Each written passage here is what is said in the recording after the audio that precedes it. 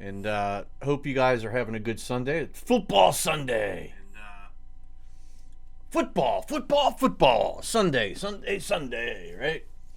Um, a lot of good stuff going around. My team doesn't play till after 8 o'clock tonight, which I fucking hate it because we had the late game against Green Bay last time, and then now my hat is crooked and it's irritating the shit out of me.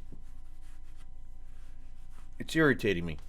But anyway, we had a late game against Green Bay, and then we don't play till 8 o'clock tonight, so it sucks. Like, I'd like to be able to get the game out of the way early on a Sunday and move on. We have Detroit today, and after our last game against Green Bay, I'm a little scared because we only managed 10 points, but we somehow won the fucking game. I don't know. We only had a field goal to the fourth quarter. It was 3-0 to the fourth quarter. You talk about boring. The defense was great, but good Christ almighty, was that game boring as hell. And Philadelphia fans are not big on 0 points. Like, we want to make sure we have points being scored. So, today, maybe a theme, maybe not. I don't know.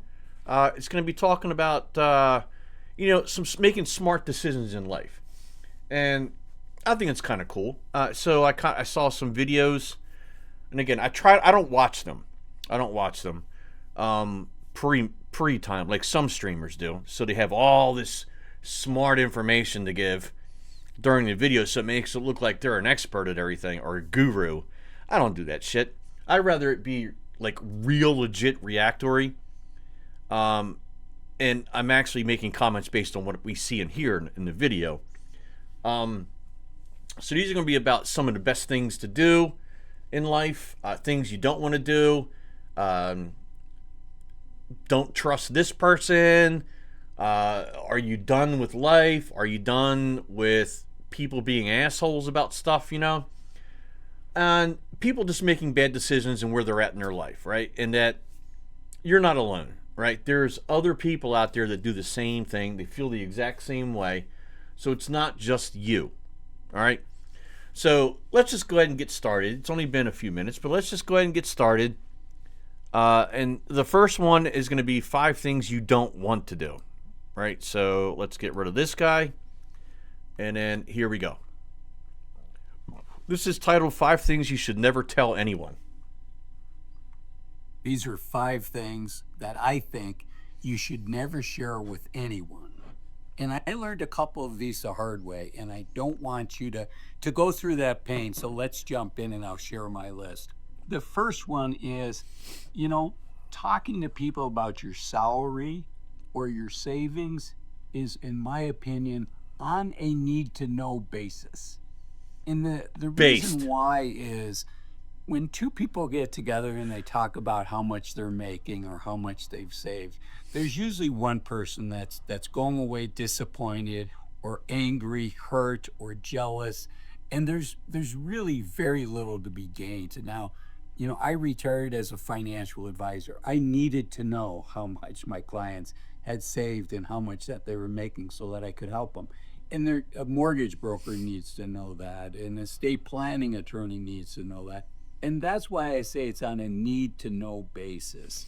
Not only that, but it's like the fact that someone may come after your ass and kill you for that money, right? Or kidnap you. And if you are disclosing this money, this is why I never enjoyed people telling each other their hourly wage at work. I don't see the benefit in that. Like because you're just going to end up being disappointed in the end, right?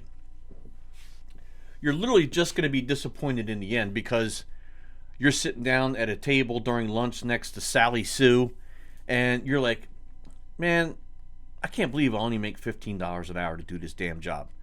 When Bob or Sally Sue is next to him, and Sally Sue is like, you only make 15? I make $19 an hour. Well, how long have you been here? Well, I'm Sally. I've been here for 1 year.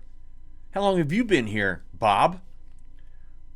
Bob's been here 2 years, right? You don't want to hear that. She's making $4 more an hour, and just like he said, that guy's going to go away pissed. So it's either the rest of his night is screwed, he's not going to be productive, he's might even think about quitting his damn job and going someplace else. Okay? There's a reason why you're probably there at $15. I don't know. I could be wrong. I don't know. There's usually a reason behind that. But don't bring that stuff up. And some companies actually have a policy against that, to don't disclose your information. And people bitch and run their mouth about it. They're like, well, why can't you? It's not against the law. That's fine. But it causes a lot of problems. The only good thing is, like, when you get to certain levels at certain jobs, like the salaries are base, and everybody makes that money. Everybody starts out at that amount of money. The hourly wage rate is a problem, though, because as years go on, I know where I live, the minimum wage has increased every year for the last 3 years, and it will continue for 2 more years to get to a certain dollar amount. And then these companies have to keep making these inflation increases to current employees. So every year you have to have this conversation with someone. Okay, so with the current minimum wage increase, you were making 15 cents less than that, but we increased it by 15%, which puts you here. So if you're making currently 25 cents more an hour than Sally Sue, and Sally Sue gets bumped to 15, and you're only now 5 cents above her, your wage usually it more than that, your wage gets increased. The same thing goes for telling people how much you have saved up, because most of the time they're lying. They're making this shit up. They're not telling the truth. They're just trying to brag and flex about something that doesn't exist. Me personally, I'm not a millionaire, but I have a comfortable amount of money in there for a couple reasons. One, at a certain age, I finally figured out, hey, I need to stop wasting money on shit that I don't need. Like, you don't need to buy a new TV every year. You don't need a new cell phone every goddamn year, right? Save your money. Spend within your means, or act like your means are lower than what they actually are. If you're bringing home $5,000 a month after taxes, act like you're only bringing home $3,000, and then you drop that $2,000 into the bank. Now, I know it's just a number I'm throwing out. It may not make sense because, oh man, my bills are $3,000 a month. So how am I supposed to fucking live with those means? I have nothing left over. Blah blah blah blah. But you know what? Manage your money. The second is, my father passed away recently, and we sold his property. He owns 11 acres of land. We sold it, and then my brother and I got to split that money. So I was able to put that into a nest egg, and then I have that. So it's luck. Well, it's not luck because my father passed away, but I'm managing that. You know what I mean? I'm trying to do the right thing with that. Sorry. Has some messages there. So, just saying that, just don't ever discuss your money with people. Ever. Unless it's your wife or your mom and dad. Maybe your brother or sister or something like that. But you just leave it at that. Don't tell your friends, because you don't know how much you can trust someone, and they may end up being the person that turns around and kidnaps your ass and is like, you know what? Let's go to the ATM or to the bank and get $50,000 out. Right? So, number one, good one. The next one that can bite you, and unfortunately, you're giving the other person a lot of power if you choose to share this with them. And that is if you're thinking of quitting your job or retiring from your job. And why take that risk? Why give a colleague at work that power over you, that you're upset and you're thinking of quitting your job?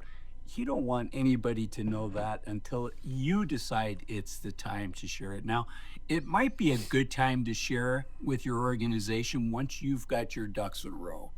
And maybe you'd like to stay if it weren't for a couple things. There's a couple things that bother you. And you've decided it's the right time to share. Now, at that point, that can be a powerful thing that can help you get the changes that you need so you can be successful at the company, for yourself and for the company. But to just tell somebody randomly that you're thinking about quitting or you're thinking about retiring in 2 years, that gives that person a lot of power. I want you to share when it's right for you to share. Let me give you an example. For instance, retiring. If an organization knows you're planning on retiring, maybe they say, "Hey, we heard you're thinking about retiring. For our planning purposes, how does your end sound to you?" And you might say, "Yeah, that sounds good." Well, when does your company give out bonuses? A lot of times the bonuses for the previous year are given out in January or February of the following year. And you don't want to be forced out.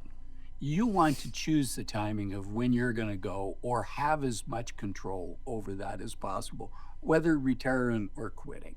Okay, let's keep going. All right. So on that, I kind of agree. So it depends probably on your role.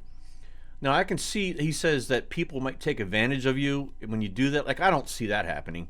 But if you're in a supervisor role, one thing you never want to do is kind of let your subordinates know that, you know what, today's my last fucking day.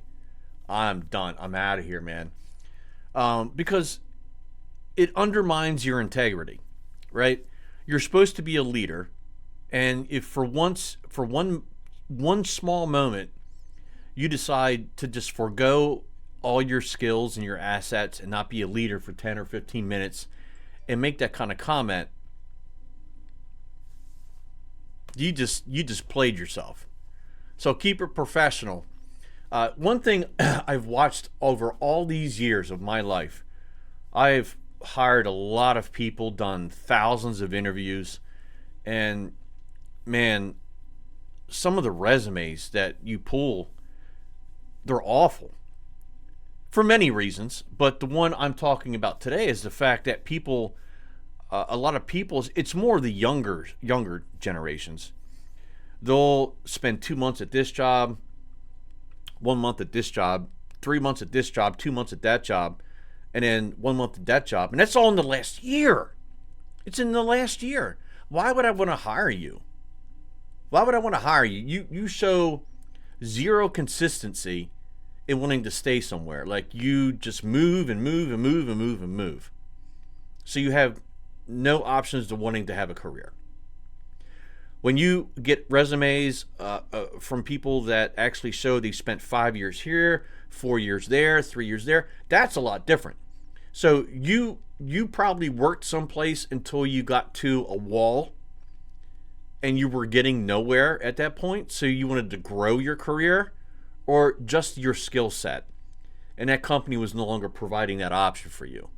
That I can understand. And it's something we bring up in questions because we will talk about your work history. And if you have no resume at all, then don't even expect someone to call you. So don't call that company. And if you're 25 years old and you apply for a job and you do not submit a resume, don't expect a phone call. Do not expect a phone call. I'm just saying. So, and don't even bother calling the company because you're just going to brush up. What's your name? Mary Johnson. Okay, we'll take a look at that. Okay, no problem. Yeah, thanks for calling. And you're never going to hear from them, man. I'm telling you.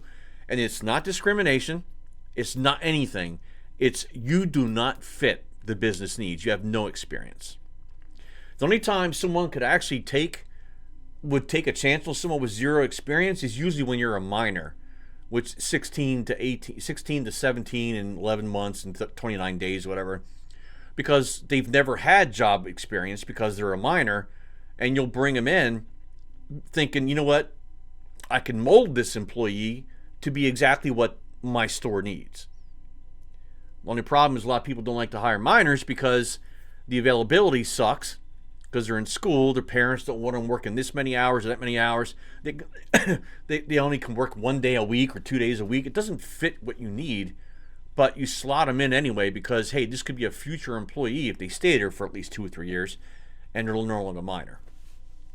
But he's right. He's right on everything so far. The next one is something that I learned as a financial advisor in working with attorneys. I'm not an attorney, but I have seen people give powers of attorney to other folks, typically family members, and trusting that that person's going to keep their best interest in mind. And there may be a time that you need a power of attorney, which allows somebody else to execute legal documents on your behalf and make legal and financial decisions on your behalf. And there may be a time where, you have a stroke and you lose the capacity to do that yourself, and somebody has to have that. But short of that, to give somebody that control, unless it's absolutely necessary. So if you're in a situation where you think you might need to give a power of attorney, boy, have an attorney work with you to make sure, have your attorney work with you, not somebody else. Even if a child says, hey mom, hey dad, I need a power of attorney for this reason, and you can talk to my attorney. No, no, no. You want to talk to your attorney, somebody that has a fiduciary duty to you. So just want it on your radar screen. Again, I'm not an attorney. None of this is legal advice, certainly, and it's also not financial. Well, it sounds like legal advice to me, and he's absolutely correct. Because I'm sorry, so a lot of people make horrible decisions on who they trust in their life. Now, I would think the people that you probably would want to trust the most in your life would be your family. First and foremost, your family, parents, brother, sister, maybe your husband or wife, depending on the strength of the relationship, right? But be careful who you choose. And when you make a will early, don't wait. For example, when my father passed away, it was unexpected. He was just fine, and just out of the blue, he passed away. Just had a heart attack and died. He had none of this set up. So my brother is 7 years older than I. We didn't know what the hell to do. We've never had a parent pass away. So we didn't know what to do. He didn't have a will, no power of attorney set up, nothing set up. And we scrambled. Finally, we got some assistance and got some help and got through all of it. And now my mother still is here, but she'll be 85 next month.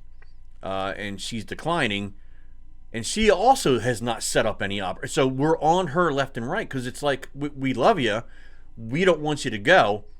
But we need you to kind of have that set up, because it kind of helps us in the long run. So in the one with my dad, it took almost a year to get through all that. And it finally ended in September, just a couple months ago, after a year after he passed away. And it's awful. So be careful who you choose. Don't just automatically pick your brother, especially if you and your brother don't have a great relationship or you barely talk. But sit down with that person first before you do it. Hey, look, man, this is what I'm thinking of doing. And then, get their okay first, because it's a big burden. And it's a big burden to leave on someone after you're gone. Advice. Okay. Number 4 is what you think of your boss or people that you dislike or maybe even hate. Right? You have a deep dislike for those people. There's a really small circle of folks that need to know that. And regarding your relationship with your boss, if you're married again, confiding in your spouse, that's perfectly fine. But to let anybody at work know that, or even to let maybe your kids know that, who knows? Maybe your boss comes over for dinner and a 10-year-old doesn't have the discretion, and a 16-year-old or an 18-year-old or even a 22-year-old may not have the discretion that you need with something powerful like that, or somebody that you dislike, a coworker. I kind of like 50% agree with him here. And the reason, and I kind of go back to the whole telling people you're quitting thing. As a supervisor, you should never talk down. It's what it's called, talking down. When you walk up to Tim, you're his supervisor, and you're like, man, that guy John, the store manager, he's a dick. You know what? And guess what? Tomorrow, Tim's going to have a conversation with John. John's going to walk up, hey, Tim, how you doing today? I'm doing great. Hey, did you know Tom thinks you're an asshole, like it's gonna come out immediately, bro. Like, because he wants to try to get a step up, and then guess where you're gonna be that day. So, never talk down. Never do that ever. Trust me. Never express your feelings about coworkers ever. Just be secluded. Be in the box. Don't let those thoughts go out there. And you've got to be able to have the mindset of a steel trap where it's like there are some things that just should stay up here. And then when you get home, you save them for when you get home. In front of the mirror, when you're making a sandwich, or you're talking to your girlfriend, your wife, or your mom or dad that night on the phone, you save that stuff for then. Right? Those are the people you probably can trust that you can send this information to. Man, don't ever at work talk about other employees or even a supervisors. neighbor. You don't want that getting out. If you decide to release that, you want to release it. And I don't know who the hell would ever invite their supervisor over for dinner.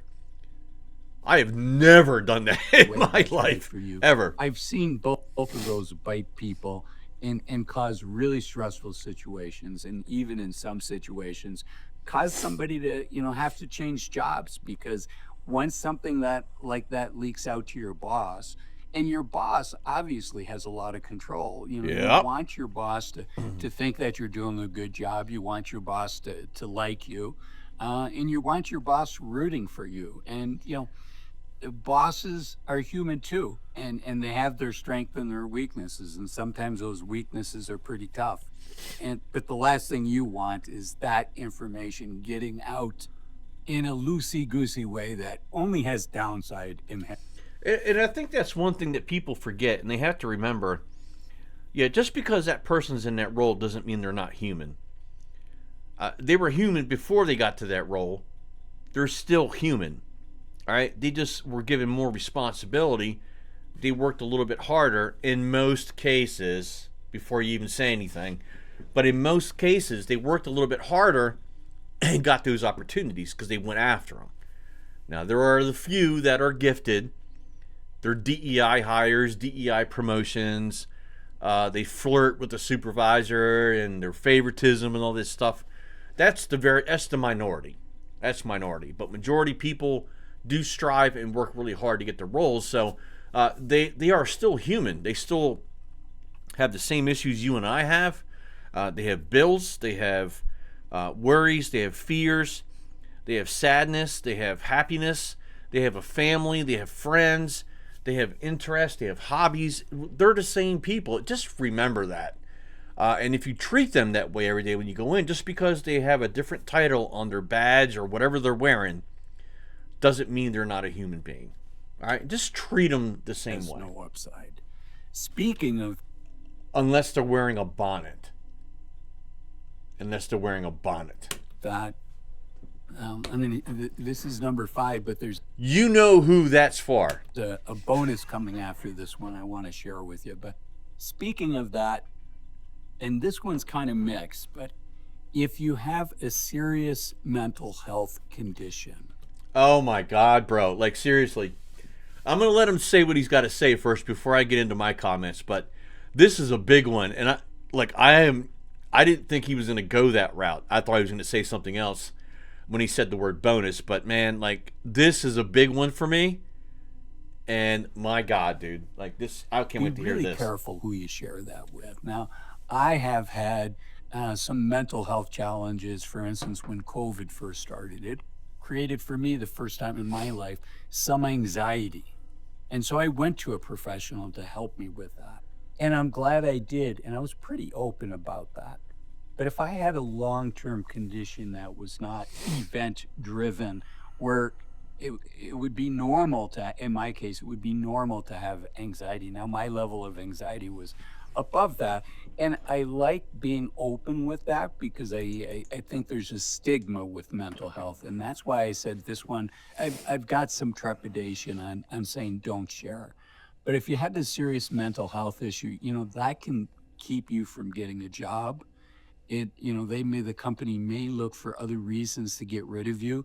unfortunately, particularly here in the United States, it's tough, right? Better, faster, cheaper. And if people think that you have a mental health condition, that could work against you. And I don't want to see that work against you. Now, I said that there was going to be a bonus, and the bonus is, you know, All right, so cool. So about the mental health thing, it's another good one because man, people will just trauma dump on you at work about everything, and it's like it's not that you don't care. It's just like, you know what? I got fucking problems too, you know? Everybody has something that's going on. Like I was pretty good up until my father passed away. And it's been a little over a year since he's passed away, but I'm still struggling with it a little bit because him and I were very sport related, and we spent a lot of time together going to games and sitting at the house and watching football games and baseball games and hockey and stuff like that. And now I don't get to do that anymore. So it's something that's missing from your life, but it's not a mental health issue, right? But I don't bring that up to people. I don't walk up to someone, hey, I'm Tom. My dad died last year. I don't do that. I don't do that because it's in here. It's in here. Okay? It's in here. People may have ADHD. They may have bipolar disorder. They may have a lot of anxiety and stuff like that. Like, nobody wants to hear about that. The only people that want to hear about that is either your therapist or your doctor. Okay? So they can diagnose you. If I'm working next to you somewhere and you're like, man, you know what? God damn, dude. Like I have my bipolar's flaring up, and you're just like, I just want to work, man. I just want to work. I don't even know you. You know what I mean? Like we don't need to hear about it. And it really can affect you at work. So keep the trauma drop and the drama drop at home. Keep it at home for your friends and stuff. never share passwords with people. Your spouse, maybe an adult child, but Does this there need to be are said? password managers, and this is really something, a journey that I've been on. Does this really need to be said? I feel like so usually like almost everybody whenever they talk about something is projecting. So I feel like either someone did this to him or he did this to someone else. That's why he's bringing this up. So why would you ever tell anybody your password? Like maybe your wife, your husband or wife. That's about it. Maybe whoever you have as your emergency caller in case you get hurt at work or something like that. So they can get into your phone or something like that. But why would you give anybody else your password or anything? Over the last 2 years is to get I'm much not. better I'm not saying it's about my stupid. passwords, and I now Like use who would do commercially that? available password software, and I really like it. And if I need to share a password with somebody, I can use this software, and they have to have an account with that same company. But the password manager can actually share that password without that person knowing it. Particularly if you're reusing passwords. You give them a password for something else, but if that's the same as for your financial accounts or your email, your email is kind of the keys to the kingdom. So be really careful. So those are the 5 things never to disclose plus one bonus. If you enjoyed this video, I think the next video you'll enjoy of mine is this video here that the YouTube algorithm picked out just for you. Thanks for watching this one. Bye-bye. All right. So the YouTube algorithm did not pick that out. It's what he picked as either the most recent or whatever. So I mean, pretty good advice. This guy has a lot of videos about stuff like this. Here he is. His name is Azul, Azul.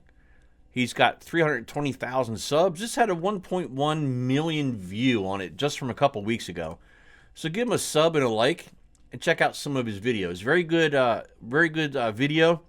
Very smart guy. Very straightforward video. No special effects or anything about it.